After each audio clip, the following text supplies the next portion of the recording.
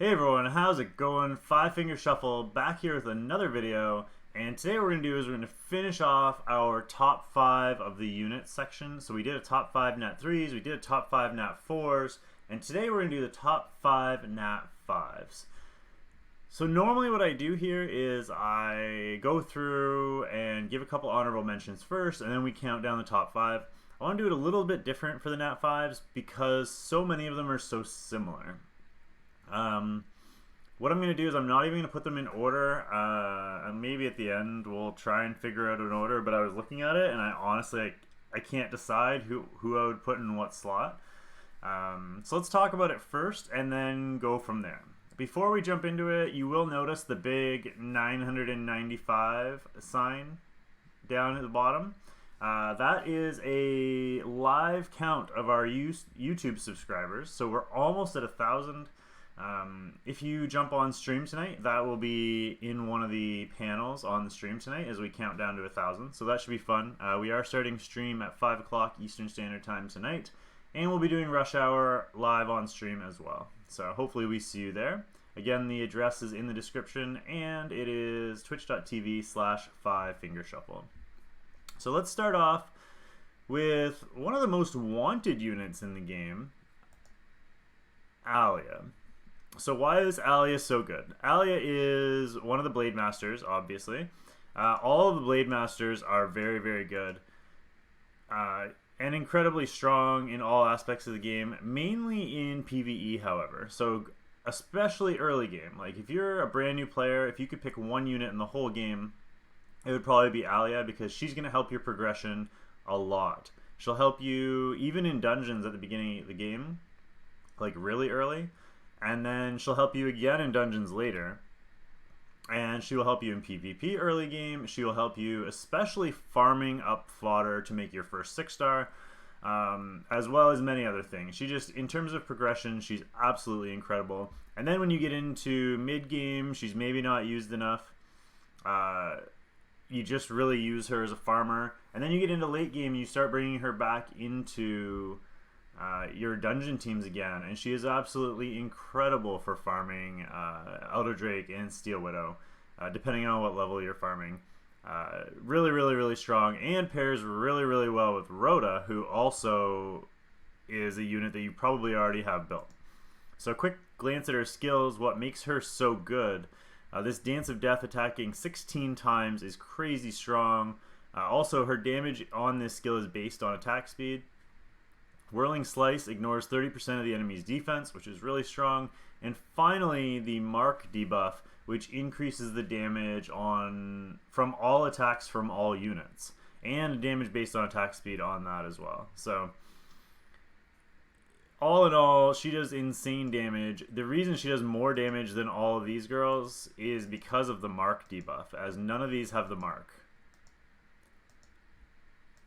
as you can see here. So she gets the standalone as the very top #1 Blade Master, purely because she has that Mark debuff on her second skill, and it's on a very low cooldown as well. If you have even a tiny bit of accuracy on her, she will land the majority of her marks as well. Alright, next up is a unit I have talked about before, and a unit that you can currently get in the event if you are incredibly lucky. I tried my hand at it and unfortunately didn't get one. But Linglong. So 2 of the 5 divas are healers, and 3 of the 5 divas are healers, and the other 2 are considered mage units, or marksmen, sorry. So the fire one and the dark one are marksmen, and then the other 3 are support. So why is Linglong so much better? She has the same heal, but then with her second skill, this wave damages and reveals affected enemies. In addition, removes 1 debuff from each affected enemy. And then while dancing, Beat will heal herself. Every 4 beats, removes 1 debuff from each of them.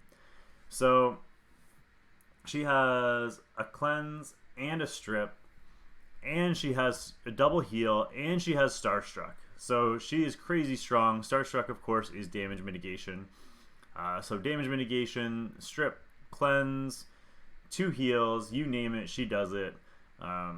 And quite frankly, she does more damage than you would even expect, just because she's a nat 5, and it's this Starstruck skill actually does a decent amount of damage all by itself.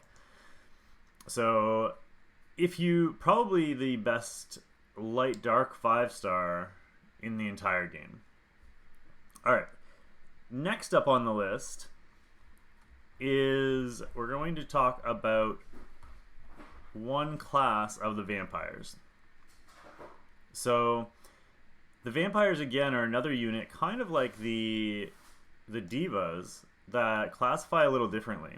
So the fire one is a fighter, then Ansgar is a tank, then we have another fighter, another tank, and another fighter. So what we're going to talk about first is the 2 tanks, Ludovico and Ansgar. So what makes these guys so good? First of all, legendary mortal wounds. But this is the skill that I am really interested in, and I wish I had either the light or water vampire, purely because of this skill. Lunges forward with his rapier, damaging enemies in his path, can be recast up to 3 times in a row. Each strike damages and steals a buff from each enemy hit. The stolen buffs are applied to all allies. Heals for 50% of damage dealt. So not only does it do damage, but say if you're attacking the Steel Widow boss, this is going to take the invulnerability off the Steel Widow boss and put it on your entire team. So now your entire team is now invulnerable. That's just absolutely ridiculous. It's so strong. Combine that with the fact that he has self-immunity.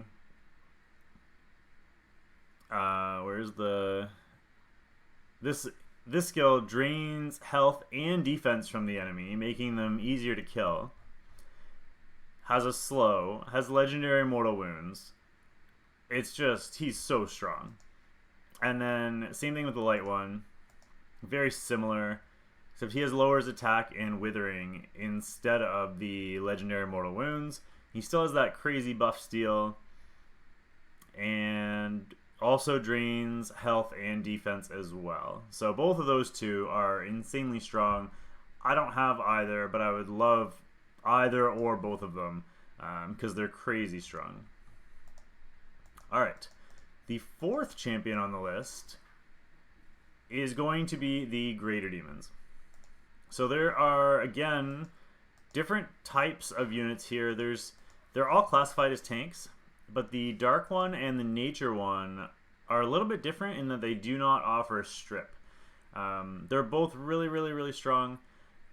I really think the Nature one and the Dark one are amazing for arena defense, and I think they get slept on a little bit, especially the Nature one, because there's a lot of water attackers out there and a lot of water defenses. So you got a lot of water magical girls, you got a lot of Stellas, you got a lot of water vampires, and he's a great counter, especially if he's max skilled on Adept. But that's not what we're talking about. We are talking about the 3 Greater Demons with the strip: Grelish, Ballarat, and Vargor. It's this skill here.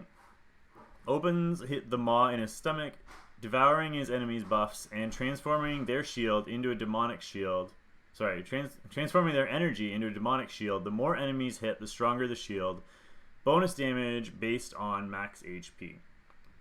So you've got the stun, immobilize, the strip, the shield, and I'm pretty sure their skills are all the same. Let me just check really quick. Okay, except he blocks buffs instead of... So the light one blocks buffs instead of immobilize and stun. But they're both, all 3 of them are just insane. Mainly used for PvP. So arena offense, arena defense, Guild War offense, Guild War defense. Not really used in dungeons at all. But for what they do, they're the best at what they do. And you basically need somebody like him in your team. If you don't have him, you're either running Basalt, the Light Golem, or you're running Rona, the Water Hag. But he is just a step above either of them, and yeah, you can try and replace him, but it won't be to the same level. So that's why he gets a spot on the top 5 list. Coming back same thing. Linglong is used everywhere. Both PvE and PvP. We already talked about Alia. And these two vampires can be used in Steel Widow, but are mainly used in PvP as well. So Arena Offense, Arena Defense, Guild War Offense, Guild War Defense. And the final unit on the list is going to come back to the vampires again, and again it's going to be multiple units. For sure the Baltazar, and I keep saying, last time I made a video I kept saying his name wrong. I apologize. I forget what I was saying. I think I was saying Ballastar. I don't know what I was saying, but Baltazar is one of them, and Eberhardt is the other. You could also potentially add Zeomar in there. I'm not sure if I'm pronouncing that right, but the nature one in there as well. I think he's amazing for defense. I think he's just a very slight step below these two, so he might fit like separately and may put him at like number 6 on the list. So I said no honorable mentions, but we'll give an honorable mention to him. So what makes these guys so good? Legendary Mortal Wounds, first of all, crazy. Also, takes your whole team, prevents stun, fear, and provoke. Also really strong. It's almost like immunity, except you can still take different debuffs. And then the fire one drains both attack and HP from the enemy. So for arena defense, if you're making them have less health and you're draining attack as well, you can imagine how strong that's going to be and how much easier it's going to be to beat their offense, or hard it is for their offense not to be able to beat you. And then switching over to the dark one, basically the same kit, except he raises attack and crit rate of himself. Sorry, attack speed and crit rate, which neither of which are really important. It just makes gearing him a little bit easier. But his link only drains health. It does not drain attack. So why am I putting them on the same level? I'm putting them on the same level because I think the fire one, Baltazar, is better for arena defense. I've mentioned this before. I think he's amazing for arena defense. But I think in terms of arena offense, if you're going to use him on offense, Eberhardt is just a step above. First of all, he has slightly higher attack. He has a base attack substat of 380, where the fire one has 361. And he has that crit rate buff, which is really nice. So you could gear him with like 70% crit rate and then just go crazy on his other stats. And finally, he's element neutral. So I have fully used the fire vampire in arena offense, and I did really well. But when you come up against the water team and say you want to kill the water magical girl first, he's going to struggle with that. He's not going to be able to kill her as fast as you would be able to with the dark one. He will be able to kill her, but it's just going to take a little bit longer. It's going to take a few seconds longer to kill it, and that could end up being the difference between finishing first or finishing second, or finishing getting 100 gems or finishing getting 75 gems, right? So that's the difference. He's going to be way better for killing water units because he's element neutral, and so that's why I put them on the same level. I feel like he's better for offense, he's better for defense, and that kind of rounds out our list. So there are 45 Nat 5s total, and we've actually included 9 of them on our top 5 list. But we've kind of grouped a couple together. We put those 2 together. We put those 2 together. We put the 3 greater demons together because they're similar. And then the Linglong and the Alia are kind of standalone.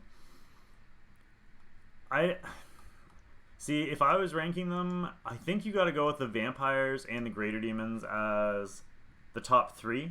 I don't know how I would rank them, though. You could rank... Like, I love my fire and dark vamp, but I feel like the water and light vamps are probably a little bit better. They just don't do as much damage, so they're not as good on offense. You can use them on offense, but you'd have to pair them with somebody else. So you could say potentially... probably Alia comes in at number 5 on the list. Linglong at number 4. The fire and dark vampires come in at number 3 on the list. Then the greater demons come in at number 2, and then the water and light vamps come in at number 1. That's probably how I would rank it. but they're so close. I mean, you could argue any of them in any spot. If you wanted to turn the list upside down and go Alia, Linglong, Fire Vamp, Greater Demons, and Light and Water Vamp, I don't think many people would argue with you too much.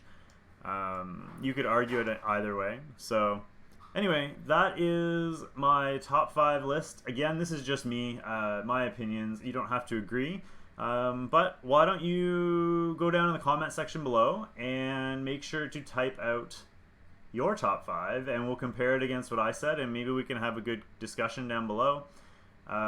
Also, don't forget, if you're not subscribed to the channel, you can help us hit 1,000. We are almost there, up to 995. So hopefully by the time we put out the next video, we'll be up over 1,000. If you didn't notice, I'm all clean shaven now.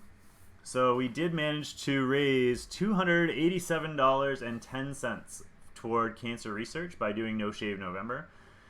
So thank you so much to everybody who helped support the cause. We've already donated that money to charity, and we're on to December. So happy December to you all, and we will see you all soon with another video. Thanks guys, and have a great day.